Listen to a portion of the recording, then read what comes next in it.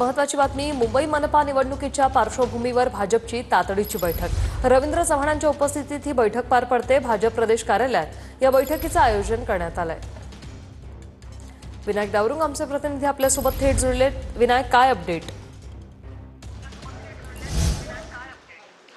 ऋषाली, आपण जर पाहिलं तर मुंबई महापालिका निवडणूक जी आहे ती अगदी तोंडावरती आलेली आपल्याला पाहायला मिळते। प्रभाग रचनांची प्रक्रिया सुद्धा सुरू झालेली आपल्याला दिसून येते आणि त्यामुळेच भाजपने ही मुंबईबाबतची तातडीची बैठक जी आहे ती बोलवलेली आहे। प्रदेशाध्यक्ष रवींद्र चव्हाण यांच्या उपस्थितीत ही बैठक जी आहे ती होणार आहे। आगामी प्रभाग रचना, त्याचप्रमाणे मुंबईतली सध्याची स्थिती काय आहे, अजून काय उपाययोजना करणं गरजेचं आहे, या सगळ्या बाबींवरती ही चर्चा जी आहे ती आजच्या बैठकीत होणार आहे।